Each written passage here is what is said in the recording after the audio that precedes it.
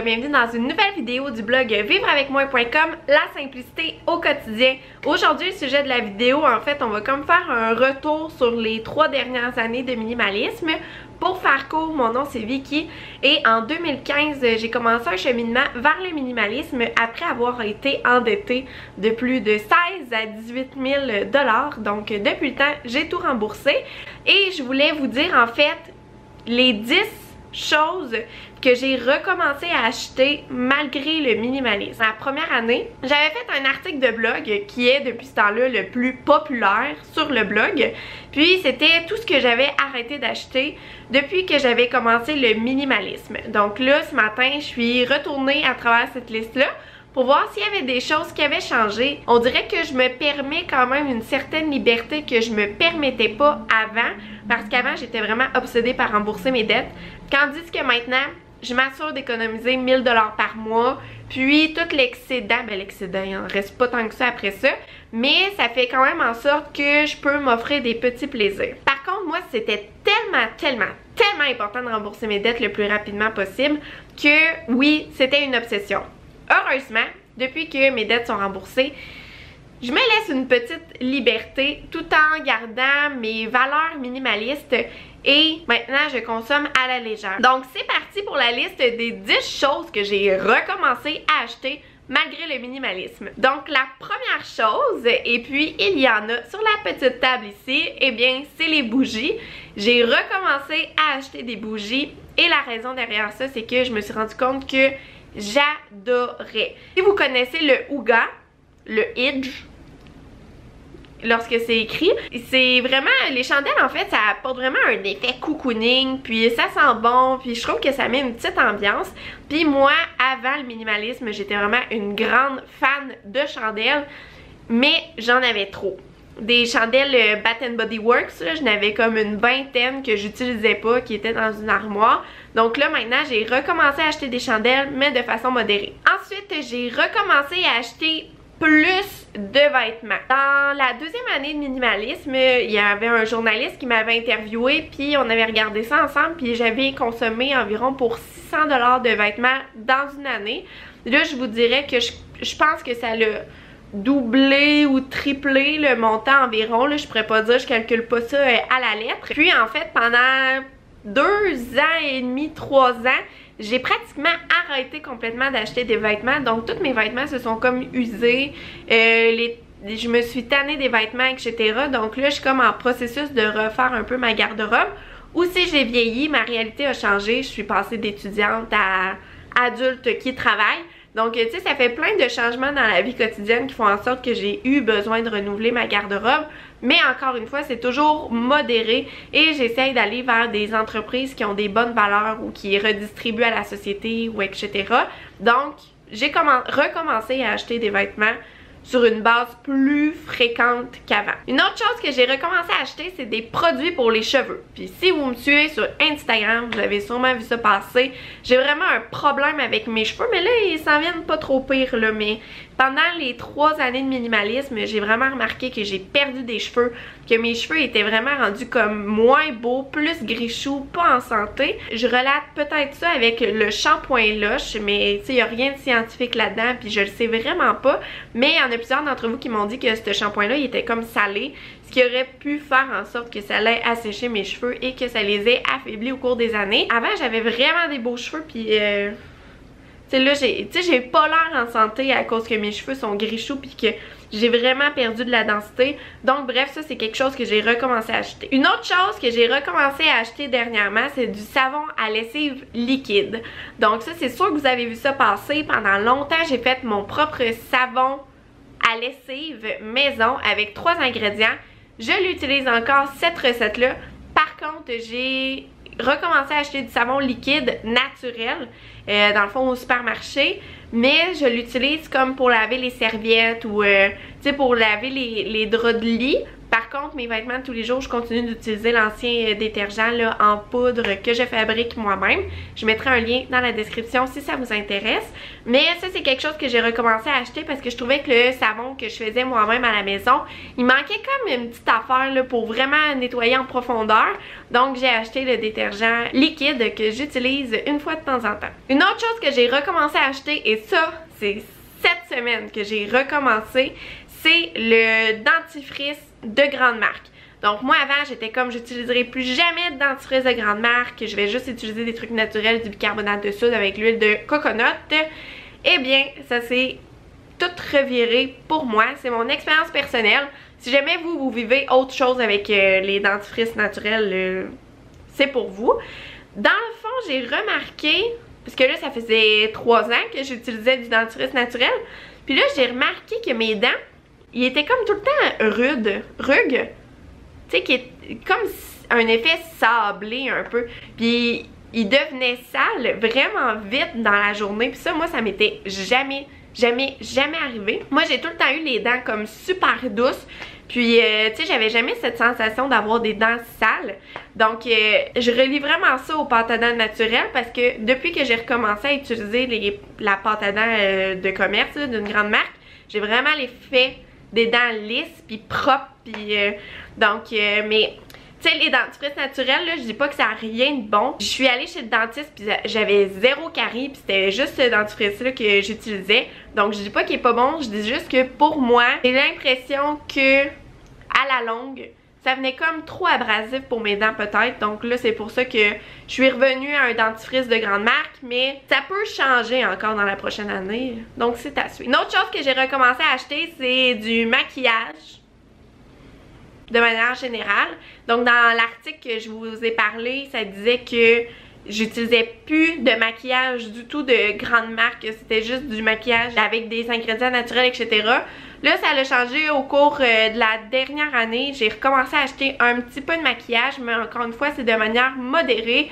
Et je vais vers des marques qui sont sans cruauté animale et qui ont une tendance un peu plus naturelle. Donc ça, c'est quelque chose. C'est pas quelque chose nécessairement que je suis fière, mais c'est sûr que dans un monde idéal, c'est 0 maquillage. Une autre chose que j'ai recommencé à acheter récemment, eh bien, c'est plus d'épicerie.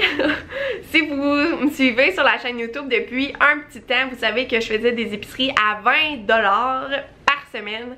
C'était vraiment pas beaucoup, mais là encore une fois c'était dans un contexte où je voulais rembourser mes dettes le plus rapidement possible. Donc ça avait aucun lien avec le minimalisme, aucun lien avec la simplicité volontaire ou quoi que ce soit. C'est juste que je voulais rembourser mes dettes le plus vite possible. Donc fallait que je coupe à des endroits dans mes dépenses et l'épicerie, je me suis donné comme défi de faire des épiceries à 20$. Mais bref, depuis que j'ai fini de rembourser mes dettes, je me permets de faire des épiceries un petit peu plus complète. Donc tu sais maintenant, tu sais, je me permets de prendre un paquet de biscuits. Je me permets de prendre un yogourt de meilleure qualité qui coûte un peu plus cher. Je me permets d'acheter un légume qui est pas nécessairement spécial parce que j'ai envie de manger ce légume-là cette semaine-là.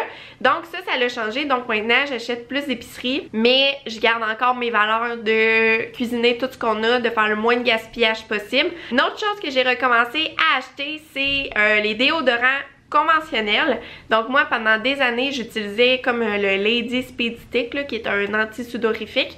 Puis quand j'avais commencé le minimalisme, eh bien en fait j'avais choisi d'aller vers des déodorants plus naturels. Par contre après 3 ans d'utilisation j'en ai essayé plusieurs. Puis il n'y en a aucun qui fait vraiment l'effet d'un anti-sudorifique. Donc une fois de temps en temps j'utilise ce déodorant de marque conventionnelle là. Sinon le reste du temps quand je sais que je ferai pas grand chose, je continue d'utiliser les déodorants naturels.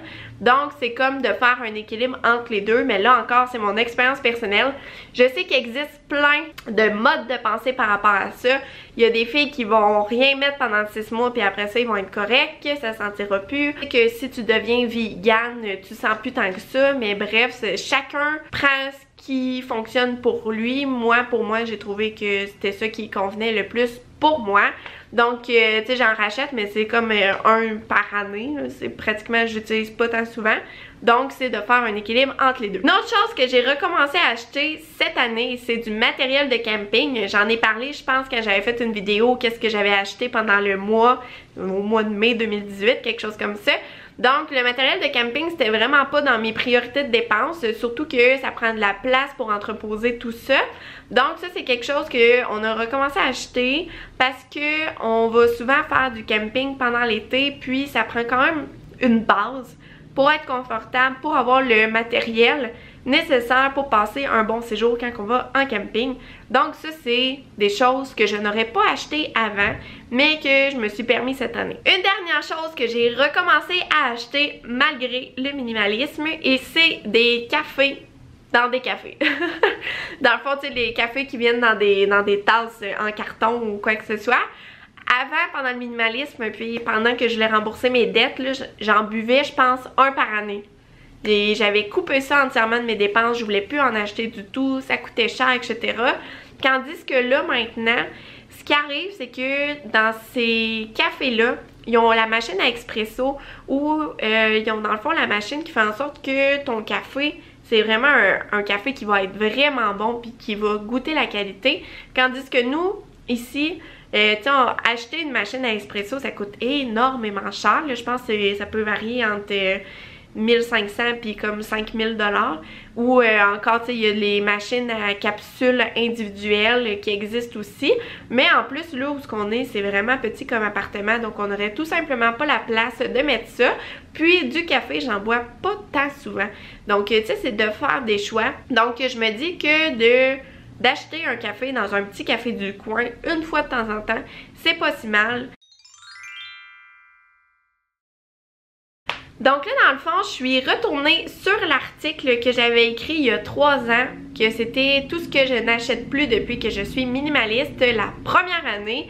Puis, dans le fond, je voulais vous dire dans cette liste-là qu'est-ce que je n'achète toujours pas pour voir que malgré ces 10 choses que j'ai recommencé à acheter là, il y a encore énormément de choses que je n'achète plus depuis que je suis minimaliste et ça va comme suit. Donc, j'achète plus de livres, de DVD, le câble pour la télévision, d'essuie-tout, d'éponges jetables, de savon à vaisselle conventionnel.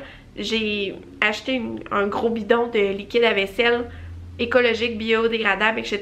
Puis c'est le même que j'utilise depuis. N'achète toujours plus de shampoing sec en spray, même que je vous dirais que je mets plus de shampoing sec du tout parce que je pense que à la longue, ça a peut-être fait en sorte que mon fond de tête, mon cuir chevelu était moins en santé. Donc là, j'essaye de ne plus en mettre du tout. Je n'achète plus de vernis à ongles, sauf une fois que j'avais mentionné, mais je l'ai regretté puis je l'ai jeté. Je n'achète plus de shampoing de revitalisant en bouteille. Ça, c'est vrai depuis 3 ans. Je n'achète plus de plats Tupperware en plastique. Donc là, j'ai les plats que j'ai. Ils continuent de me durer. Je n'achète toujours plus de médicaments et onguents. Le seul médicament que j'achète, c'est des Advil. Puis, je n'ai pas racheté d'onguents depuis. Je n'achète toujours plus de talons hauts parce que j'ai tout simplement pas d'occasion d'en mettre. Je n'achète plus de magazines, de livres de recettes, de bijoux de mauvaise qualité, de décoration et de gadgets de cuisine.